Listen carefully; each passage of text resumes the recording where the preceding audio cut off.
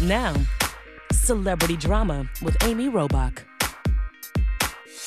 If celebrity drama had a poster boy in 2019, it would be Kevin Hart. Kevin Hart. Kevin Hart. Kevin Hart. The host of this year's Oscars will be no one.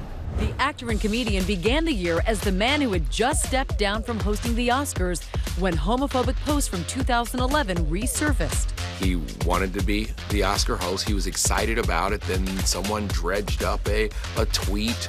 The next day, Hart apologized for insensitive words from his past and announced he was quitting the host job so he wouldn't be a distraction. We grow and we learn, and that's exactly what Kevin did. But Hart's increasingly defensive public statements continue to leave many dissatisfied. Say I'm done with it.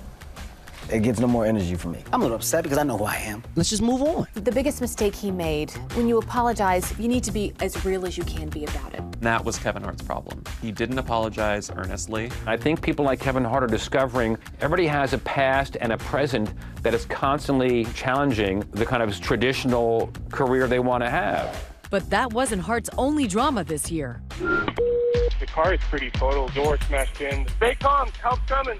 In September, the star was a passenger in a horrific car crash, hospitalized with a fractured back. This is the first time we're hearing from the actor since that dramatic crash. He documented his painful recovery on social media. After my accident, I see things differently.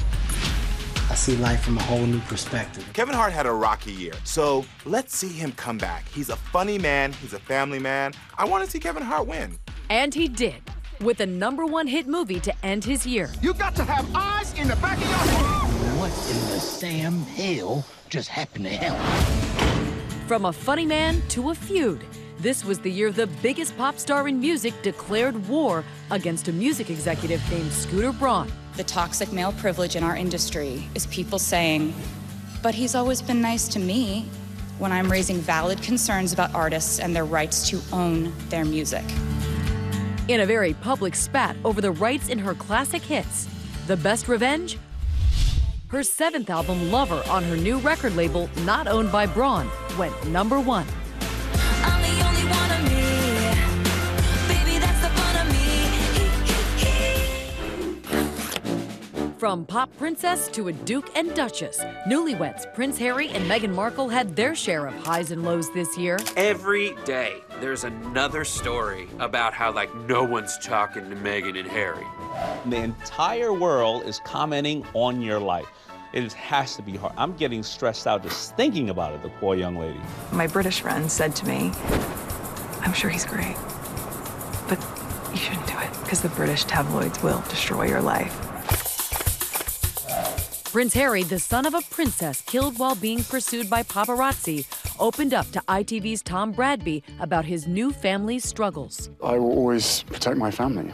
I will not be bullied into playing a game that killed my mum. And in a remarkably honest moment, the new Duchess revealed her struggles dealing with the pressure. When you have a newborn, it's a very real thing to be going through behind the scenes. That she answered that so vulnerably doesn't mean that she's ungrateful. It's just being a real human and saying that sometimes life's hard. From royal blues to varsity blues. Expect jail time. That was the warning of sorts from the lead prosecutor to Laurie, Lachlan, and the other parents caught up in the varsity blues scandal. This year, 2 actresses caught up in the biggest college admission scam in U.S. history. Laurie Lachlan from Full House and Emmy-winning actress Felicity Huffman. They had celebrity, they had money. Why be involved in something like that? Huffman pled guilty to paying $15,000 to have her daughter's SAT scores rigged. Coincidentally, the same amount her Desperate Housewives character used to bribe a school official. A generous donation will ensure our kids beat them out. How generous? $15,000. These people are so rich that if their kid didn't go to college, they'd be fine. I say, put the parents in jail until the kid gets a perfect score in the SAT. Huffman served 11 days in jail and suffered the withering fashion commentary of convicted felon and lifestyle guru Martha Stewart. She should style her outfit a little bit more. She looked pretty schlumpy. It was just so funny to me that they were like, Oh my God, Felicity Huffman looks tired and sad in prison. How dare she? No one looks good in prison, not even Martha.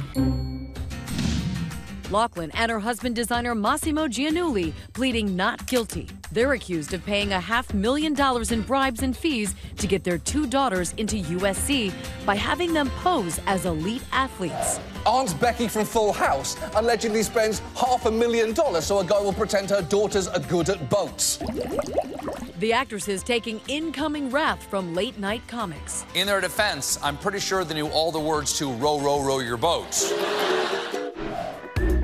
In a December court filing, the couple claims they didn't know the money they paid to a college admissions consultant, Rick Singer, would be used as bribes. If she had pled early on, she probably would have gotten 4 to 6 months. Let me tell you something. These cases never get better at trial. If she's convicted, she probably would get something more like 2 to 3 years. The plays in jail are going to be so amazing. Let's put on the best show we can. Hi everyone, George Stephanopoulos here. Thanks for checking out the ABC News YouTube channel. If you'd like to get more videos, show highlights, and watch live event coverage, click on the right over here to subscribe to our channel, and don't forget to download the ABC News app for breaking news alerts. Thanks for watching.